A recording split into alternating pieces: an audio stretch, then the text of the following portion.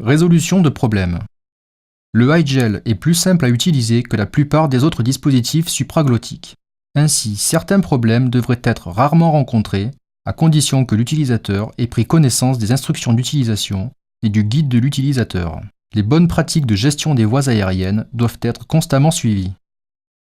Toutefois, il est prudent de considérer l'action la plus appropriée à effectuer dans l'éventualité d'une inefficacité du dispositif. Certaines situations problématiques peuvent être évitées en s'assurant que quelques principes de base sont respectés. Assurez-vous d'avoir correctement choisi la taille du high-gel, conformément au poids du patient. Le patient est dans une position adéquate. Les faces avant, arrière et latérales du dispositif sont convenablement lubrifiées. Il est particulièrement important de veiller à une bonne lubrification des faces avant et latérales du bourrelet.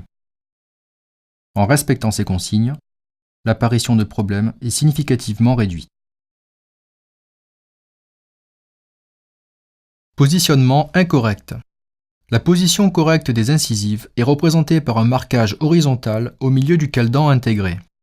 Si les incisives sont positionnées en dessous de l'extrémité du cale-dent, alors il est probable que le dispositif ne soit pas complètement inséré.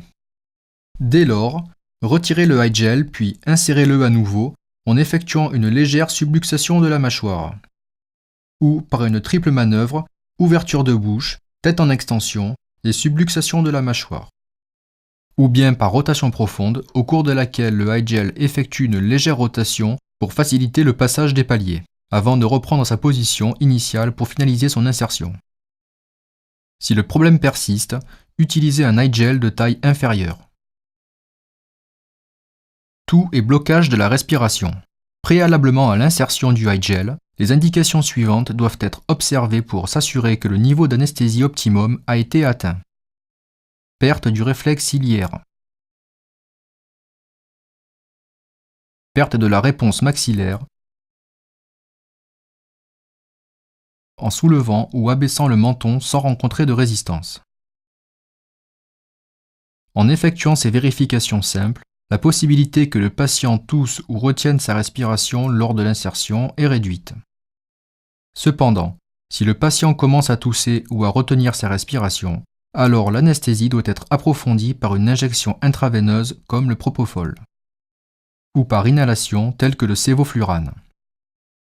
Si le patient est paralysé et ventilé, il convient également de vérifier si le relâchement musculaire est adéquat au moyen d'un stimulateur nerveux. Si le patient présente des signes d'étouffement ou de toux pendant la phase de réveil, retirez le high-gel et aspirez le pharynx comme il convient. Fuite à travers le canal gastrique.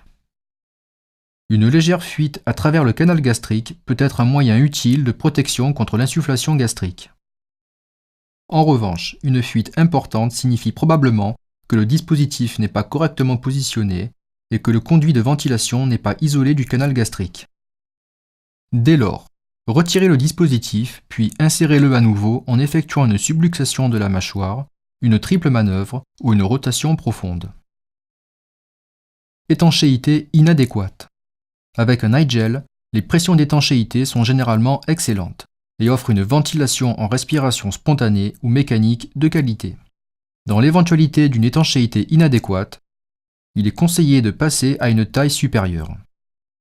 Cependant, même si la pression pour un patient donné le permet, une pression de 40 cm d'eau ne doit pas être dépassée afin d'éviter un barotraumatisme.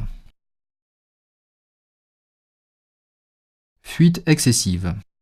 Si durant une ventilation en pression positive intermittente, une fuite importante se déclare, effectuez les actions suivantes. Ventilez manuellement le patient en pressant de manière lente et délicate le ballon réservoir. Limitez le volume courant à 5 ml par kg au maximum. Limitez la pression de crête entre 15 et 20 cm d'eau. Évaluez la profondeur d'anesthésie et le relâchement musculaire. Si aucune amélioration n'est constatée, passez à une taille de high-gel supérieure.